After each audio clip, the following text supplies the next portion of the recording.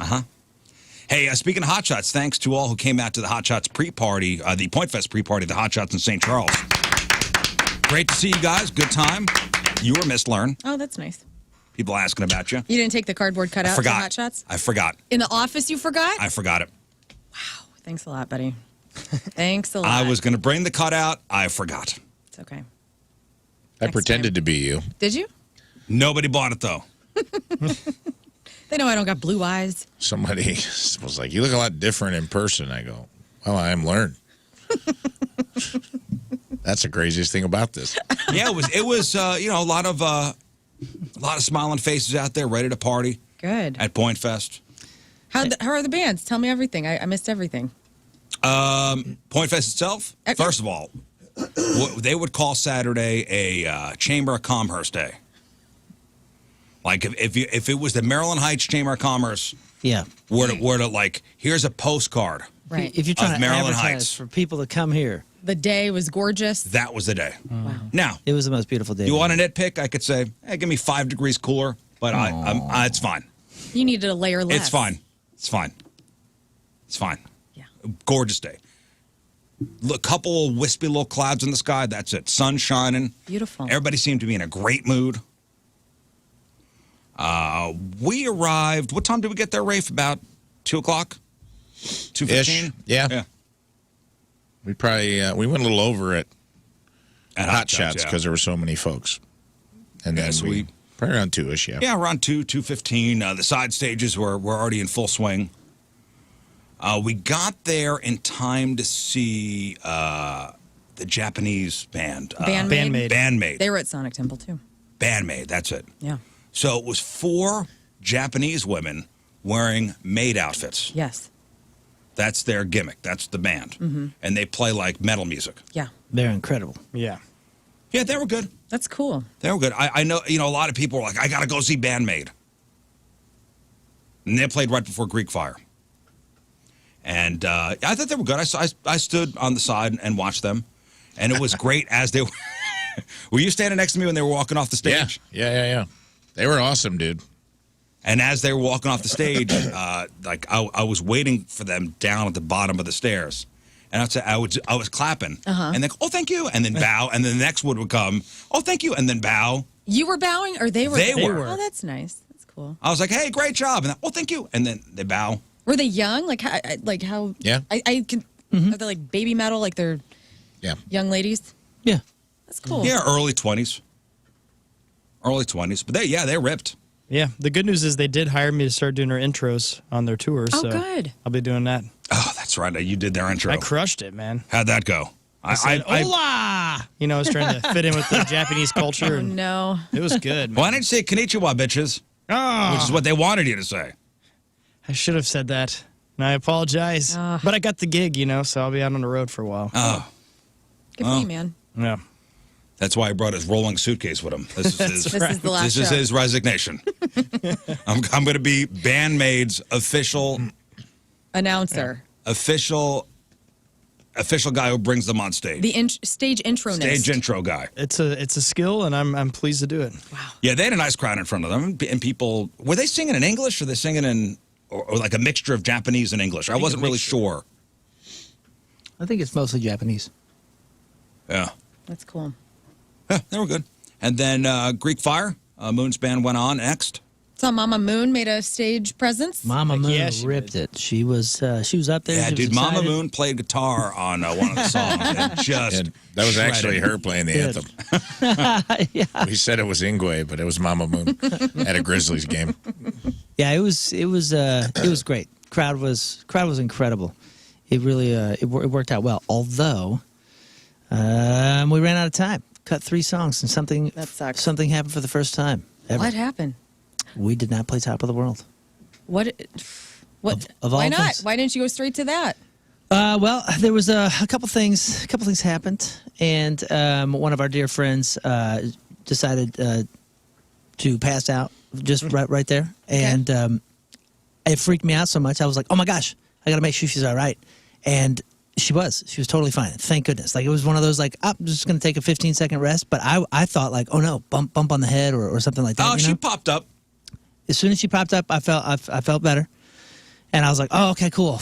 Okay, now get my bearings and turn around. And the stage manager, who's a dear friend, goes, "You're done. It's over." And I go, "No, it's not."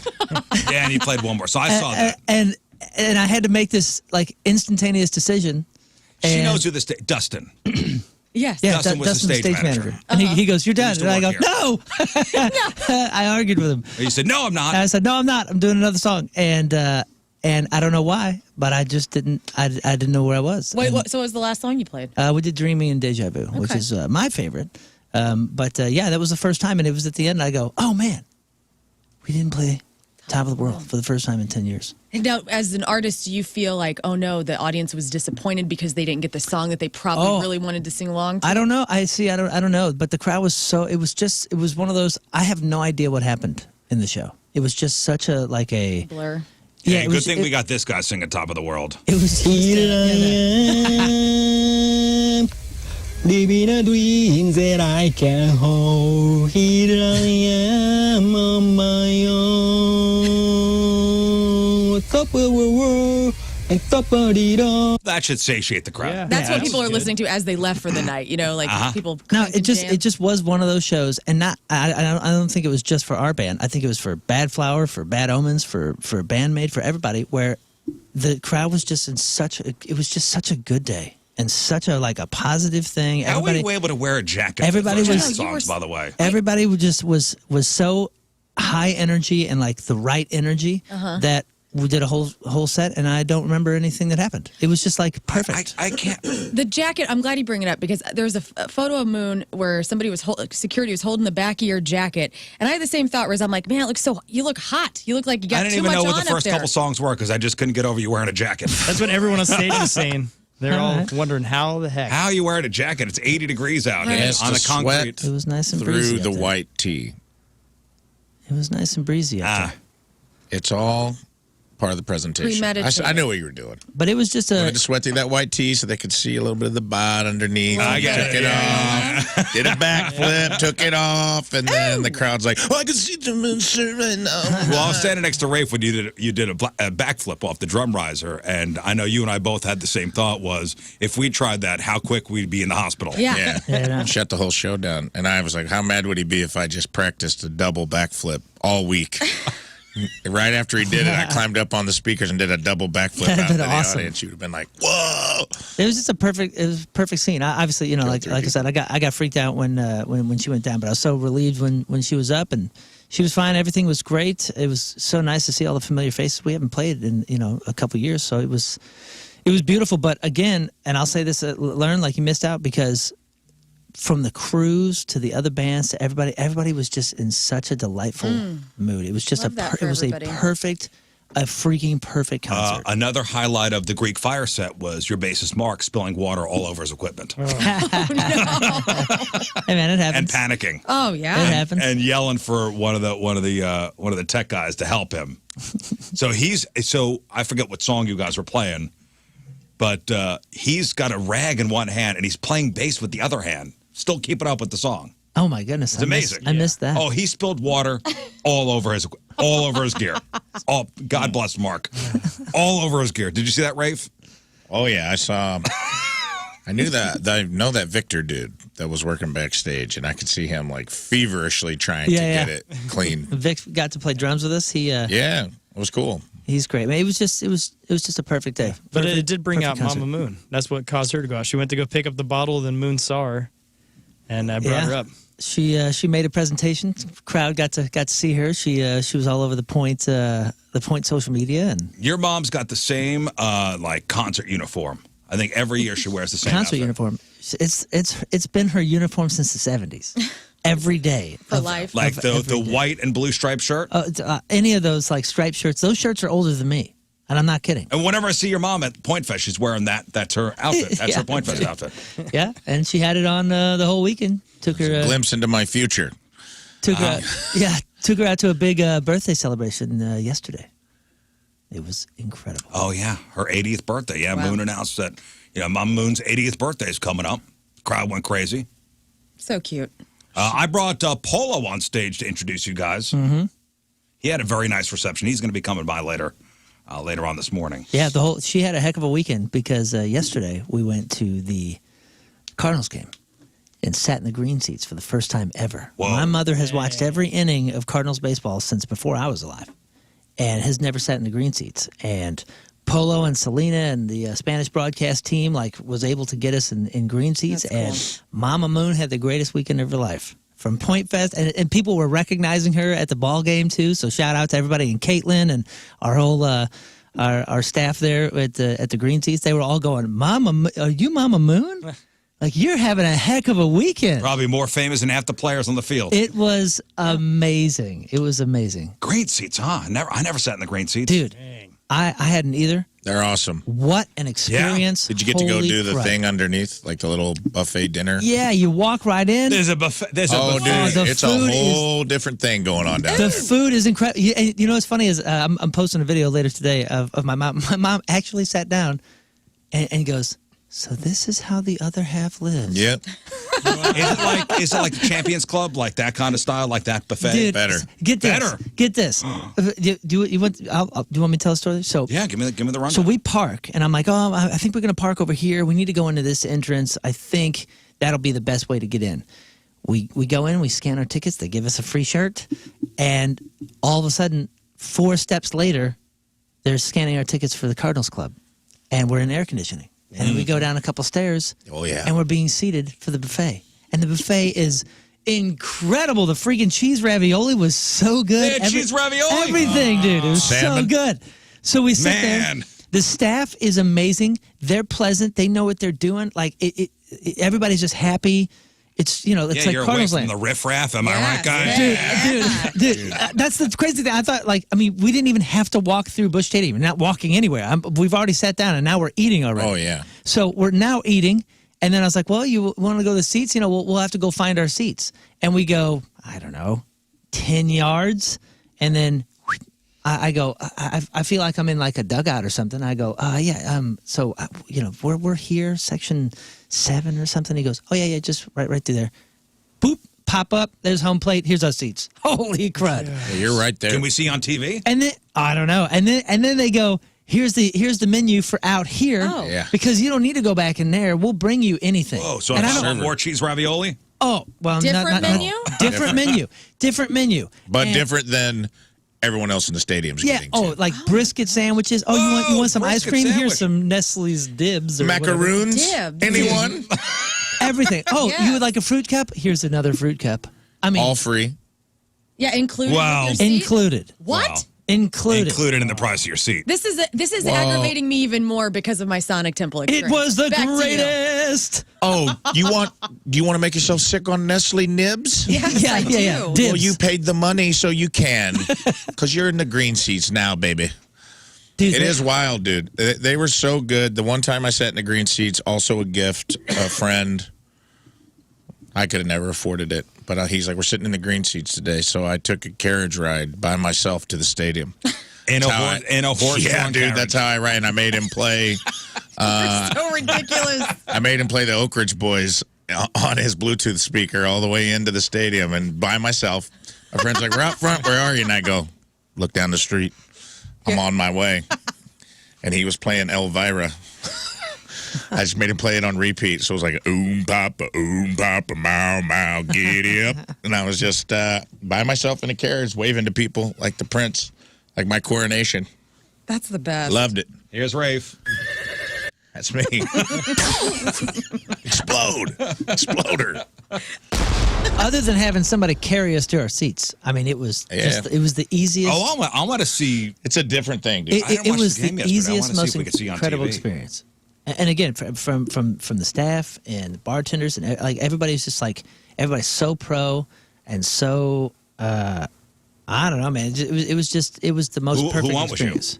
So it was me and my mother and my brother and one of my daughters. Huh. And it was us 4. And Your dad didn't go? Nah, my dad didn't want to go. Oh, it was me and Lern and King Scott. Yeah, no, we were all there. It was fun. Oh, man. and Tommy Dude, it was awesome. and Donnie Fandango. And then Polo said he saw us, so like he leans out the window and he's like, "Look up, over the white sign." And we're looking up, and he's waving to my mom. And dude, other than the Cardinals totally sucking, it was an absolutely Yeah. perfect day. Absolutely perfect. Well, Polo did a great job introducing you guys, by the way. The crowd went nuts. Yeah, he did. In Espanol. That's cool. That Greek Fire? Yeah. Yeah. Oh, yeah, it was awesome. Yeah, it was, Yeah, place went And nuts. Tina and Moon's mom had the same purse, which was hilarious. They instantly bonded because Moon's mom had a cat purse and Tina had a dog purse clearly made by the same Etsy store. That's fun. Well, the funny thing is, my mom was actually talking about that purse. She's got this little cat purse. She was talking about it before the show, and she goes, "Do you remember my cat purse? I bought this when we got the cat at the Humane Society in 1986." Yeah.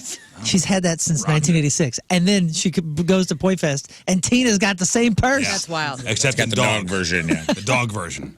That she bought at a thrift store. Clearly probably made at the Humane Shelter in 1986. So Greek Fire, you guys did great. Thanks, I thought man. your voice held out. I could say, and I told you this backstage. I've seen you guys 4 gazillion times. I could tell your voice a little strained at the beginning, but then once you warmed up, Yeah, man. It was fun. The crowd energy pulled me through. everybody was worried. I Had was some worried vocal too. problems last week, and it went okay. Good. You sounded good. Yeah, made it work. Band Thank you. sounded great as always. Thank you. So congratulations, another point fest under your belt. Yeah. Exploder. Still have the record. That was Boone's vocal cord on the last. Last it note. was.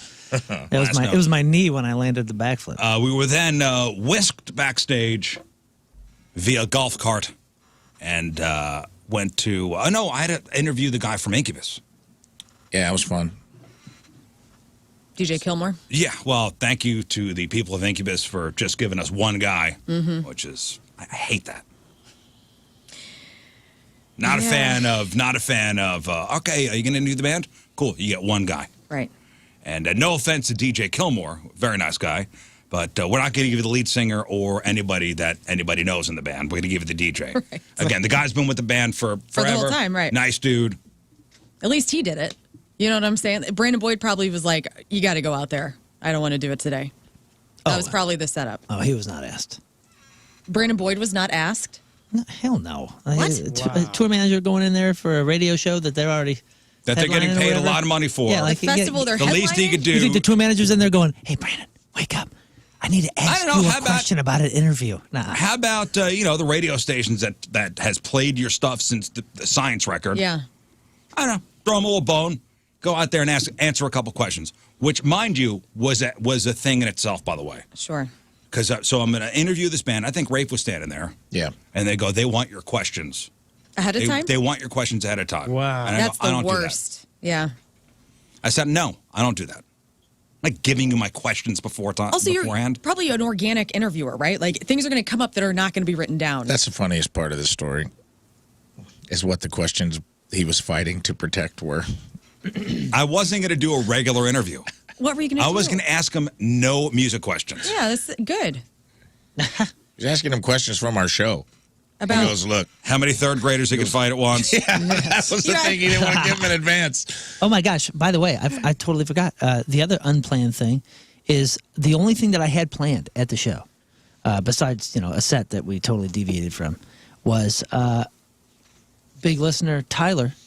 I was going to have him come up and propose to his gal, and didn't have time for that. But then I pulled him backstage, and he proposed, and she said yes. So congratulations, that's Tyler! nice. I was Congratulations. going to say, are you breaking news right now? No, that was the other thing. So I just wanted to say congratulations. Congratulations. Congratulations. Where was I? Because that worked. Oh, yeah. You were interviewing. You were interviewing. No, I was before the interview. The tour manager said, no, we need the questions beforehand. Okay. And then I said, no, we're just not going to do the interview then. Yeah, good. I don't do that. What am I going to ask the DJ from Incubus Right. that is so controversial? Is he in some hot water that we don't know about? What's going on? Did something happen? Right. Yeah. I Now don't you're know asking about? him questions. Right. I said, no, we're just not going to do the interview then. I don't care. I'll go to catering because Yeah. the sponsor party was going on. And I respect it, dude. I respect your journalistic integrity. It was just You funny. watched it happen. I watched it happen, and then you go here. You're like, no, I don't do that. I don't give the questions ahead of time. And then she walked off and he goes, here are the questions. And they were like, And is cereal soup? Yeah, that was my question. Is cereal soup? What sport would be the funniest to add a mandatory amount of alcohol to? Where's the weirdest place you've ever taken a leak? Meanwhile, I don't. If animals could talk, which would be the rudest? Exactly. We're not looking for canned responses, pal. This is a candid interview. That is the funny thing about it, because I'm sure any other radio DJ would ask about their upcoming European tour and what's it like for, make yourself to be, 25 years old. Right. Who cares? And guess what? The minute you started asking questions, he changed. He started having fun. Yeah. Because they've been asked those questions a million times. And he was like, oh, this is cool. This is actually a fun, silly. Right. It was like he started having a good time and enjoying himself. Good. So good on you. I think it was a smart did a move. good job. I have journalistic integrity. Thank you, You do. Rafe. I need You're to like watch the the Ronan video. Farrow of 105.7 The Point. Wow. I refuse to hand over my questions. Are you out of your mind? You're out of order. Like, that always makes me feel like the artist is not confident in who they are. What are you hiding? What are you hiding? Yeah. What are you hiding? You haven't been in this band for 30 years. You don't know everything about it. Well, what could I possibly ask that they were nervous? Maybe did you look grumpy that day? Were No, they like, I "This was in a guy's gonna very be good mean?" mood. All right. I got to get all my questions out. I don't know what was happening. The funny thing is they didn't even know who was doing the interview. Right. Donnie said they want your questions. I go, no. No, I don't do that. Donnie's like, just. In all the interviews we've ever done on the show, has anybody ever said, can I see your questions before? Yes. Who? I don't know. I tell them no. Because we have integrity.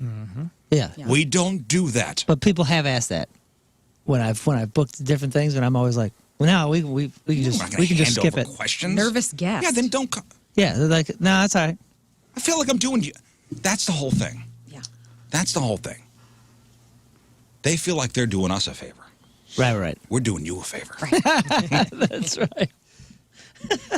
I've had that go both ways before as an interviewee. Where like I've never asked for the questions in advance, but I have done interviews where they didn't write anything down. And I was like, and they weren't recording, or it was like a phoner, and I'm like, you mind sending me this before you print it? Like, oh yeah, I'll send it over to you. No. It comes out in print. And then I'm like, yeah, I didn't say that. Yeah. Oh yeah. That's You definitely paraphrased that. Like sometimes people do take liberties on stuff you say. So I get why Well, that's people print. and that's the typical disaster too. agreed. Print, but I think print's different than a live interview because it's your words. Yeah. We're recording you. Nothing's going to be taken out of context unless we pull a clip, but it's like you get to respond in real time to the question. It's different than like when you're doing a phone interview for a print article that's coming out later. But even then, I get it. I know those people hang up the phone like, I'm not sending him this. And some people are really good at it, and other people are kind of okay at it. Dude, I've done email interviews where I'm giving written response. Sure. And they change it Sure. and print something different. Sure. But and this is not a Rizz, you're the greatest. It's most people aren't even basic. As a guy who's gone across the planet, done all these interviews at all these stations, most interviewers are garbage, and it is awful. And Yeah, it is well, It's an awkward experience. It's always awkward. It's always that's why I wanted to have fun with it. I'm just saying, most like, no offense to other radio stations or nothing, but most of them, when you sit down and you're like, okay, we're gonna do the radio station interview, it sucks. Yeah. And in the middle of it, you're going, how is this helping my band? How is this helping anything? I just want to say that. So the tour manager, after Tommy the Boss said he's not giving over the questions, so it's our morning show guy, she kind of changed her tune with him. She was given the tour manager was a woman, and she was giving Donnie a really hard time. Again, she's used to garbage scenarios every single day. It's the same Groundhog Day over and over and over. This is a unique experience. The Point is a unique thing across the country. I'm telling you, it's different. Then she dressed him down. I guess DJ Kilmore had to sign some posters outside. You see that part, when she dressed him down? Yeah, I did. She was pissed. What do you I mean? felt bad for him, man. What did she say Because to him? he's such a good dude, and I felt like he was taking the Well, so shrapnel. after the interview, we have the promotions department laid out all these big bus shelter Pointfest posters. Yeah, give them away for charities and whatnot. Right. So all the bands after the interviews, they come over and they sign the poster. Well, after the interview, they said right this way, and he signed the posters. And I guess he wasn't supposed to sign the posters over there. And this woman screamed at Donnie. And, called him all sorts of names. And Called Donnie names? Donnie. What'd he do? Nothing. He was Called all names upset. like Donald, Mr. Fandango. He was all upset. But listen, just to put a capper on it, sucks. I did stay and watch Incubus. And they were friggin' amazing. They are great live. Amazing. Amazing. I think sometimes with that tour manager stuff, too, I would imagine. I have seen this in comedy, and I'm sure it's probably to the 10th degree in rock and roll. People get carried away when they feel like they carry the full weight of the crown.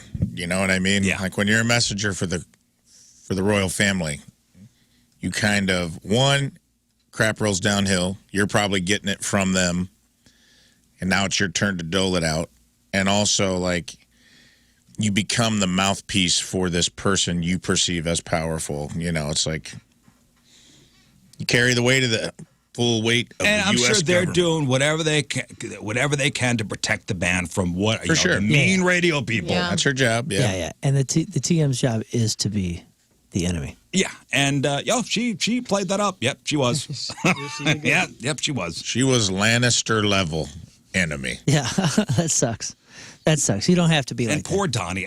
Donnie is so, as the music director of the station. I remember when I was music director. You're one ball of Nerves. and you just want all the interviews to go right. And you want to make sure all of the stage announcements go right. And then when somebody is an ass, when somebody's an ass, Let it rip. when somebody's an ass, Hey, though, and it's and you know as well as I do, and I bet you Johnny does too. When there's particular crew that have been with bands for a long time and they come through, they know the point is different, and they these seem to be appreciate newer that. people. Yeah, That's they what- have that's a what- relationship. Well, that's what I'm saying. Like, Right. so I forgot that a lot of my buds are on some of these crews, and I was running into everybody, and they're all like, "Oh my God, it's so nice to be here because we were just in so and so." And I was like, "Oh yeah, I remember that station, Yeah. or I remember that market," and it doesn't work like it does here. And they were like relieved to be here. So the people that know they've toured forever, like they come across and they know the point. And they know that hey, this is a breeze. We demand respect. The crowd is freaking great. The station's great. The staff is great. The interviews are Yeah, good. we're champions of that band and have been for so many years. And they were so good. I forgot some of the songs they had that were hits. Yeah, so much. And they played some deeper cuts too. Yeah. And they were great. Great. And a big shout out also to Chris from Heavy Smoke. Man, Oh my crushed it. goodness. Woo, man, catering. Catering? Yeah. Catering was, I'm usually in there for like 10 or 15 minutes because there's like 100 things to do. I made sure I was in there for like an hour. Oh, Yes. hey, the sausage. Don't sleep on the sausage. Don't sleep on the sausage, man. That should be their new slogan. Yeah. Yesterday, Chris was on the morning show for Fox 2 Now, and he promoted the King Scott sandwich, which was Look pretty at that. awesome. Yeah. All right. Yeah, dude, I tell you what, they pulled chicken, pulled pork. Me and All of Polo got so into it, we were just feeding the sausage to each other.